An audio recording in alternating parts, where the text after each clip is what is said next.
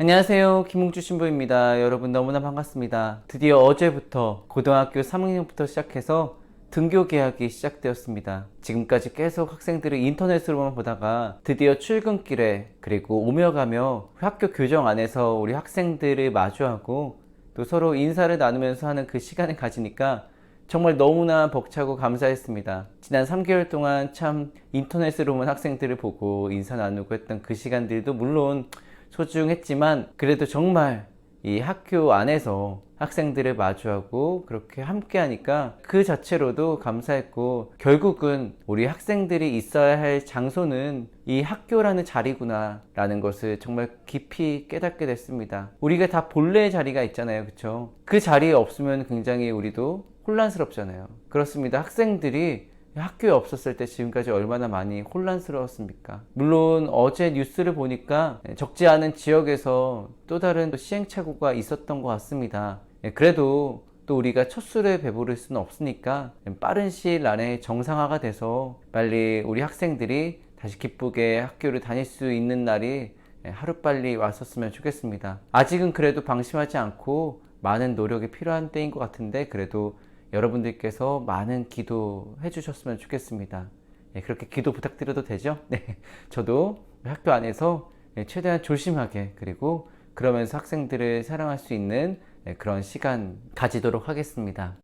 여러분들 혹시 주변에 눈빛만 봐도 알 수 있는 사이가 얼마나 되십니까? 예전에 뭐 광고도 그렇고 노래도 그렇잖아요. 뭐 눈빛만 봐도 알 수 있잖아, 뭐 이런 거라든지, 아니면 말하지 않아도 알아요, 뭐 이런 광고 노래가 있었던 기억이 납니다. 여러분들 주변에 뭐 가족이나 친구들이 그러한 관계가 될 수 있을 것 같습니다. 저도 그렇습니다. 저도 가족이라든지 아니면 동기 신부님들, 또 뭐 가까운 친구들 보면 눈빛만 봐도 알 수 있는 그런 게 있습니다. 그런데 가만 생각해 보면 그럴 수 있는 이유가 사실 특별한 게 아닙니다. 오랜 시간 동안 함께 해오면서 나의 많은 것들을 알고 있기 때문입니다. 제가 어떤 표정이었을 때 마음이 편안한 상태이고, 또 어떤 모습이었을 때 마음이 굉장히 힘들거나 불편한 상태인지를 오랜 시간 동안의 경험으로 알고 있기 때문에 그런 것 같습니다. 또 그 오랜 시간 안에서 많은 관심이 있었기 때문에 또 그런 것들을 잘 알고 있지 않나 생각이 듭니다. 그게 바로 사랑의 마음이죠. 오랜 시간 동안 함께 해오고 그 안에서 상대방에게 관심을 가지면서 이렇게 살아온 그 시간이 바로 사랑이 아니었으면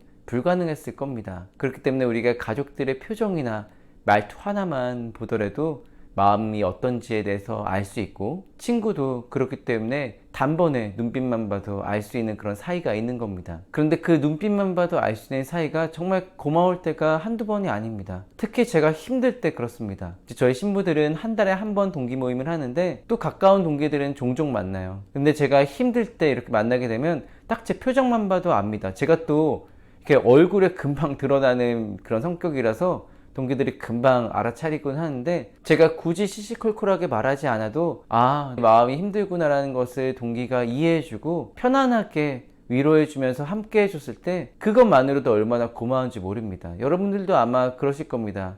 말조차도 하기 힘들 때가 있잖아요. 근데 그때 곁에 그래도 떠나지 않고 있어주는 사람이 얼마나 고마운지 모릅니다. 하지만 우리는 그런 위로를 이미 하느님께로부터 받고 있죠. 하느님께서는 우리가 어떤 생각과 마음을 가지고 있는지, 또 우리에게 그래서 무엇이 필요한지 내가 굳이 말하지 않아도 속속들이 다 알고 계시는 분이십니다. 그리고 그러한 하느님 아버지의 사랑을 예수 그리스도께서 세상에 드러내셨죠. 아주 구체적으로 말입니다. 그래서 오늘 복음에서 우리는 그러한 예수님의 사랑을 잘 느낄 수 있습니다. 예수님께서는 당신의 순환과 죽음 그리고 부활의 그 사명에 대해서 제자들에게 말씀해 주시죠. 그런데 제자들 중에서는 그거를 이해 못하는 이들이 있습니다. 그래서 궁금해하죠. 그것이 무슨 의미인지에 대해서 말입니다. 그러자 예수님께서는 그 제자들의 마음을 속속들이 아시고 질타하는 것이 아니라 더 구체적으로 자세하게 다시 한번 설명을 해주십니다. 그것이 바로 예수 그리스도께서 우리를 세세하게 사랑해 주시는 그 마음입니다. 그러한 하느님의 사랑을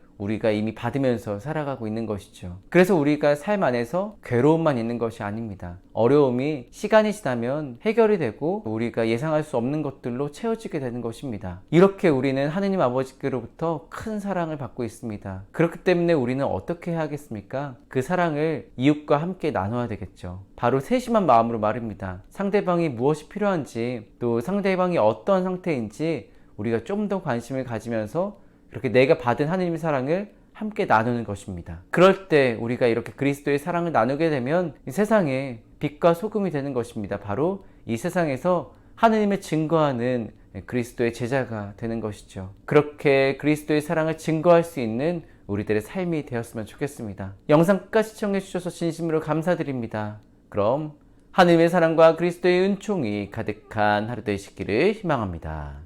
아멘.